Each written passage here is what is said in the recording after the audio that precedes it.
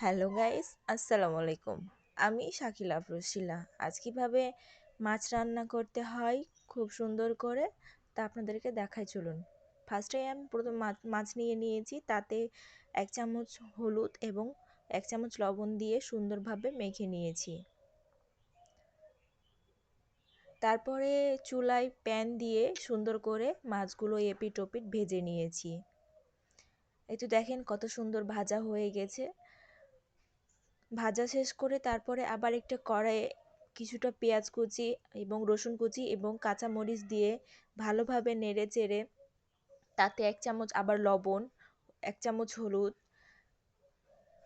এবং 1 চামচ বা আপনাদের স্বাদ মতো ঝাল দিবেন, মানে শুকনা ঝাল দিবেন। তারপরে এগুলো ভালোভাবে মশলাটা কষিয়ে নেওয়ার পর পানি দিয়ে নিয়েছি।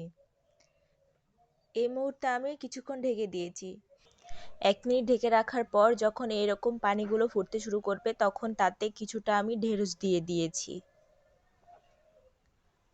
এবং ঢেঁড়সগুলোকে দেওয়ার পর আমি আবার ঢেকে দিয়েছি এবং এভাবে আমি 5 মিনিট রেখেছি। 5 মিনিট রাখার পর এই যে দেখুন কত সুন্দরভাবে ঢেঁড়সগুলো ডুবে গেছে এবং তারপরে আমি মাছগুলো দিয়ে দিয়েছি, অর্থাৎ ভাজা মাছগুলো।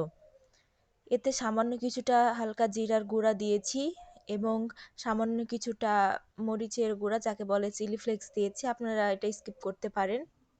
তারপর ঢাকনা দিয়ে ঢেকে দিয়েছি। কিছুক্ষণ পরে এই তো রেডি মাছ দিয়ে ঢেঁড়সের রান্না। আপনারা চাইলে এভাবে রান্না করে খেতে পারেন। আপনারা যদি এরকম রান্নার ভিডিও আরও দেখতে চান তাহলে অবশ্যই আমার চ্যানেলটি সাবস্ক্রাইব করে পাশে থাকবেন। আল্লাহ হাফেজ।